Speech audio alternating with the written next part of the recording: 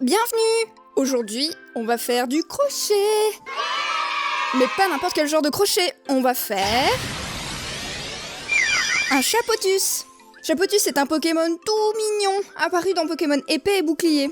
C'est un Pokémon de type Psy qui ressemble à une petite sorcière, mais plus dans le côté magie blanche bienveillant de la force. Parce que lorsqu'on porte des couleurs pastel, on va se le dire, c'est rarement pour inspirer la peur dans le cœur des gens.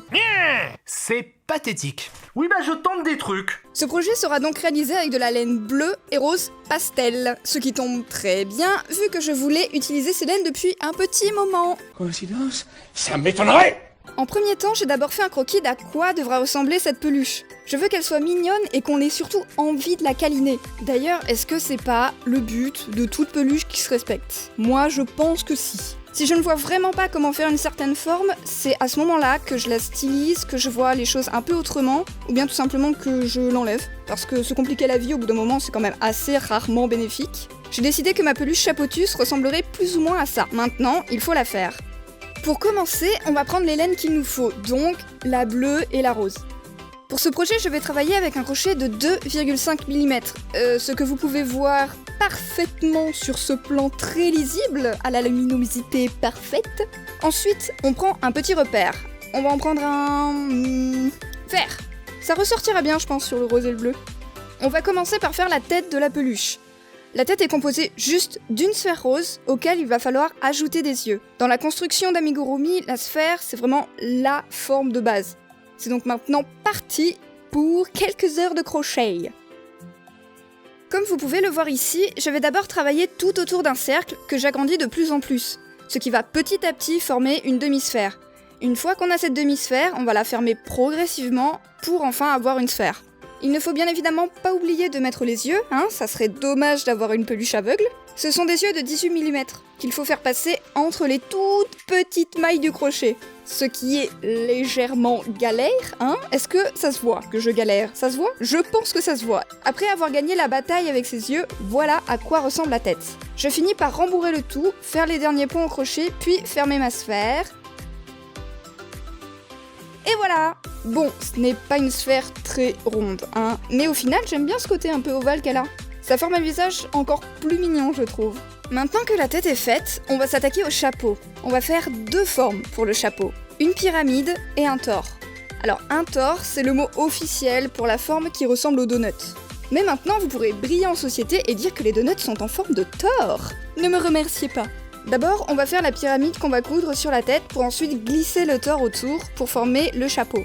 Un peu comme le jeu des anneaux pour les bébés, vous vous souvenez? Même principe.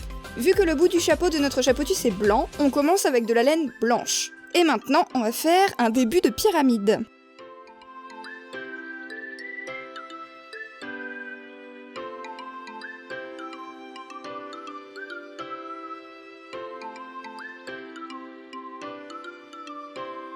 Une fois arrivé à la moitié, le blanc c'est sympa, mais il va falloir changer pour du rose. Les premiers cercles de rose posés, ça donne ça. On continue de travailler le rose jusqu'à atteindre un tour qui s'emboîte bien dans la sphère de la tête, et qui nous fasse un bout de chapeau assez long. Et oui, il faut pas oublier que le tore va venir autour de cette pyramide, ça serait quand même bête que la pointe du chapeau ne dépasse pas. Voilà ce que ça donne sur la tête. Je mets 2-3 épingles autour pour que ça tienne bien, et on est parti pour coudre ça bien comme il faut. Et voilà le rendu final. À ce stade, on est d'accord qu'on est quand même très loin du Chapotus, Ouais, mais ne vous inquiétez pas, ça va bientôt prendre forme. On est parti maintenant pour faire le tore. C'est la partie bleue du chapeau, donc l'occasion pour moi d'enfin sortir cette jolie laine bleu pastel. Je commence par faire une chaîne de mailles bleues que je vais utiliser pour prendre les mesures de la tête. Ça va me servir pour que le tore s'emboîte comme il faut dessus, sans que ça n'aille trop bas ou que ça reste coincé trop haut. Je relie les deux bouts, et voilà, mon premier tour est fait, maintenant il va falloir crocheter dessus pendant un très long moment. Après 6 tours, voilà déjà ce que ça donne. Ça commence à s'épaissir, lentement, mais sûrement. J'en profite pour tester si ça passe bien sur la tête, et je sais pas, je trouve que c'est plutôt pas mal. Après, à ce stade, on est quand même sur quelque chose d'un peu plus mexicain.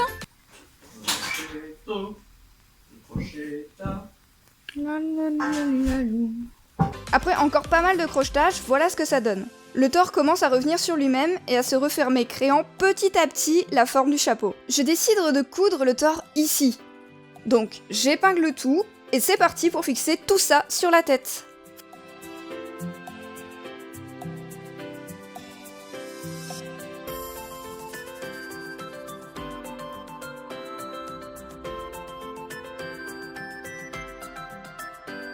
Voilà, bien fixé.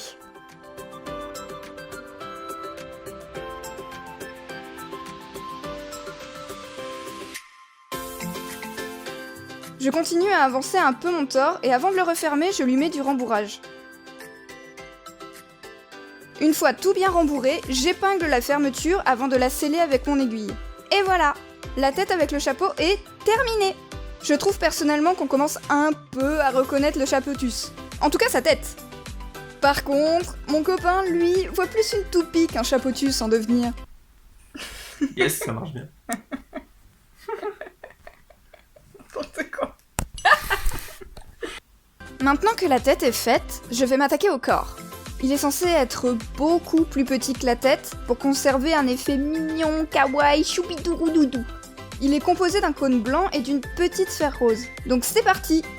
Je commence par le cône blanc que je fais vraiment très petit, donc je pense l'avoir fait à peu près en 1 minute 03. Je passe donc à la petite bouboule rose qui fera le bas du corps, qui est au final plus ou moins la même chose que la tête, mais en encore plus petit. D'abord, un petit cercle qu'on agrandit, puis la demi-sphère, on rembourre, et tada!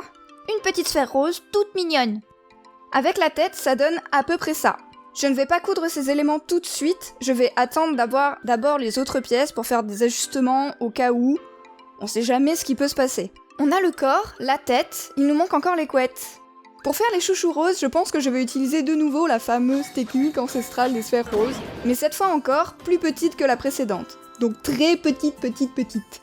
Et les cheveux seront composés juste d'une sphère, un peu aplatie, et de deux houppettes, épis, deux trucs.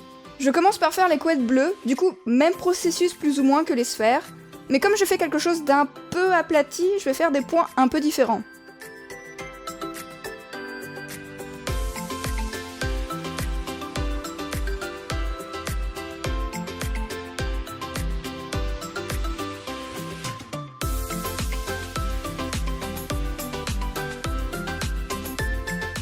Vous voyez ?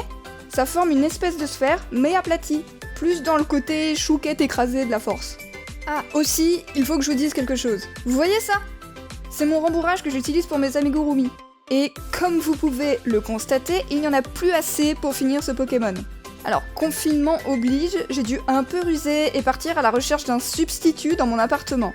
Et j'ai trouvé ça. Des disques démaquillants qu'on utilise avec mon chéri peut-être une fois tous les 6 mois quand on s'égratine pour désinfecter. Ça traînait au fond d'un placard, donc je l'ai réquisitionné. Et en dépiotant ces disques, on peut récupérer du coton tout fluffy pour faire du rembourrage. Confinement tips pour ceux qui ont besoin de rembourrage. Je peux donc maintenant rembourrer cette couette, faire les derniers points.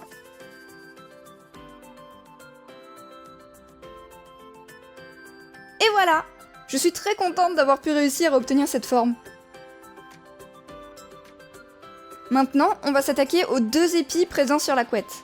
Je commence par faire la pointe, ça fait un peu comme une petite pyramide que je viens rembourrer avec mon super rembourrage fait maison. Puis je continue à descendre. Pour finir, je viens refermer cette pyramide jusqu'à l'obtention de cette forme. Premier épi, done. J'ai ensuite fait le plus petit épi sur le même principe, juste en crochetant moins de tours, et voilà à quoi il ressemble. J'ai essayé de mettre les 2 sur la couette, voir un peu le rendu, et ouais, je suis plutôt satisfaite. Ça ressemble, non ? Moi je trouve que ça ressemble. Après ça, go faire le petit chouchou rose qui retient cette couette au chapeau. Pareil, je veux une sphère un peu écrabouillée qui soit toute petite, donc même process que pour les 2 autres petites sphères d'avant.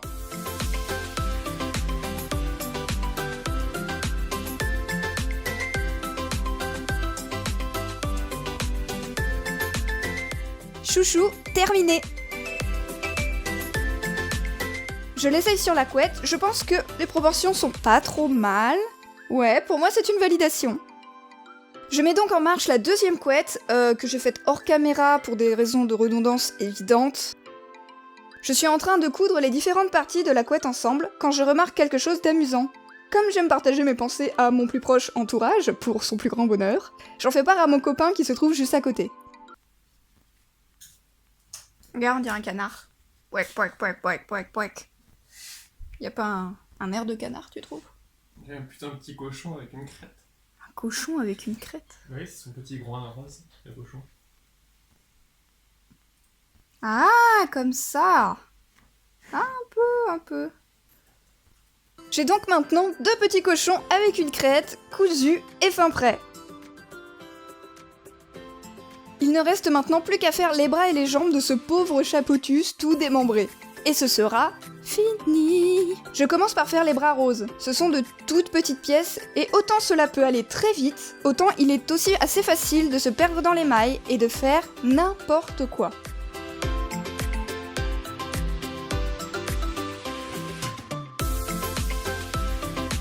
J'ai peut-être recommencé 2 ou 3 fois le deuxième bras, mais au final, j'ai réussi à avoir 2 petits bras uniformes.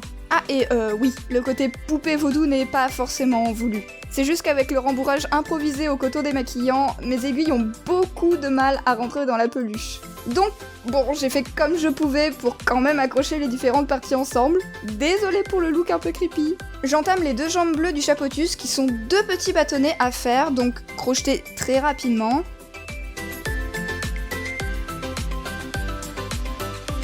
Et ainsi, j'obtiens vite le corps en entier.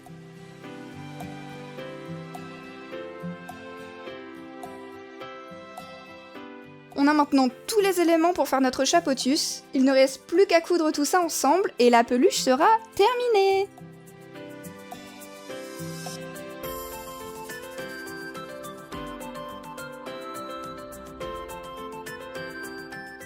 C'était un projet bien sympa, un peu complexe, il y avait en effet beaucoup d'éléments à faire, mais j'aime les défis. Si vous avez aimé cette vidéo et que vous voulez en voir d'autres, dites-moi quel Pokémon vous aimeriez voir en peluche dans les commentaires. Si je vois qu'un nom revient souvent ou est beaucoup liké, je me pencherai peut-être plus facilement dessus. Je vous souhaite à tous de passer une bonne journée, de passer également une bonne fin de confinement, normalement on sort bientôt, donc bonne fin de confinement, et je vous fais des gros bisous.